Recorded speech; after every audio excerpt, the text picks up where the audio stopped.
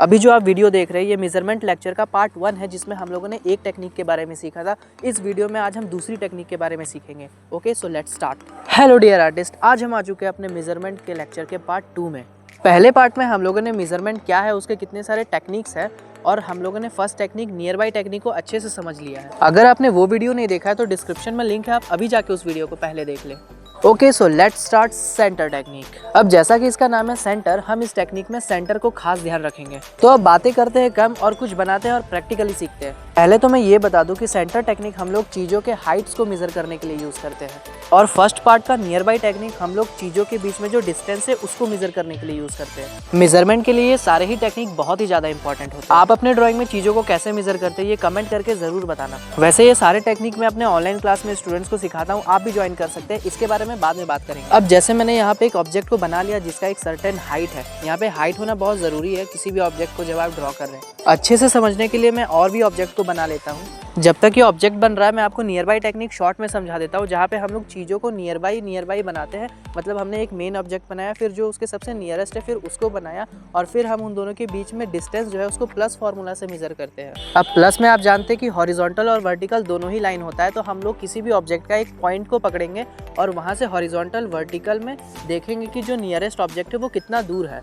इतना काफ़ी है समरी के लिए। डिटेल में देखना तो पार्ट 1 है आपके लिए। ओके, अब जैसा कि मैंने यहाँ पे 4 ऑब्जेक्ट्स को ड्रॉ किया है, अलग अलग साइज़ के हैं, अलग अलग हाइट के हैं। तो यहाँ पर जो बॉटल है उसका हाइट का जो सेंटर है मैं उसको पकड़ूंगा और वहाँ से मेज़र करूँगा कि जो ग्लास का एक्चुअल हाइट है वो क्या सेंटर में है, सेंटर से नीचे है या सेंटर के ऊपर है। ऐसा करने से ये होगा कि हमारे ही ड्राइंग में हम एक ऑब्जेक्ट से दूसरे ऑब्जेक्ट के हाइट को मेज़र कर पाएंगे।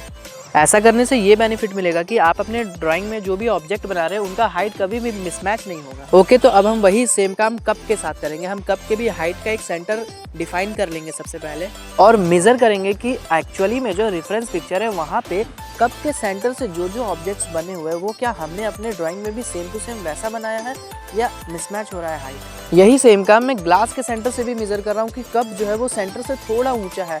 ये काम मुझे रेफरेंस पिक्चर में सबसे पहले करना है, और फिर अपने ड्राइंग में भी उसको करके देखना है कि क्या दोनों इक्वल है या हाइट में थोड़ा सा अंतर है, और अगर अंतर है तो उसको उसी टाइम ठीक करेंगे। अब इसी को समझने के लिए चलो मैं कुछ और ड्रॉ कर लेता हूँ, और मुझे उम्मीद है कि यहाँ तक आपको अच्छे से समझ आ रहा होगा। अगर इस मेथड को मैं इजी लैंग्वेज में बताऊं तो हम अपने ड्राइंग में एक ऑब्जेक्ट के हाइट के सेंटर से दूसरे ऑब्जेक्ट के हाइट को मेज़र करते हैं, पहले रेफरेंस पिक्चर में और फिर हमारे ड्राइंग में।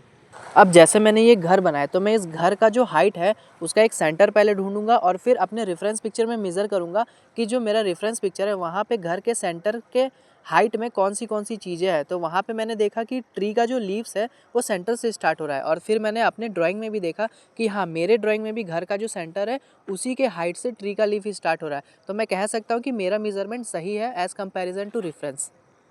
वैसे ही सेम काम मैं ग्रासेस के लिए भी यूज़ करूँगा, और मैं ये पूरे ड्राइंग में हर जगह यूज़ करके मेज़र कर सकता हूँ। आई होप फ्रेंड्स कि आपको ये टेक्निक समझ आया होगा। आप इसको प्रैक्टिकली अपने ड्राइंग में यूज़ कीजिए, और अगर आप मेरे ऑनलाइन स्टूडेंट हैं तो ग्रुप में आप ये आकर के मुझसे डिस्कस कीजिए। कोई भी डाउट हो मैं वहाँ पे आपको क्लियर करूँगा। समझने के लिए यहाँ पे मैं फिर से आपको बता दे रहा हूँ कि कोई भी ऑब्जेक्ट हो उसका सेंटर ढूंढना है और आपको मेज़र करना है। अब नेक्स्ट पार्ट में हम लोग सीखेंगे क्लॉक टेक्निक, और वो होगा लास्ट पार्ट इस सीरीज़ का।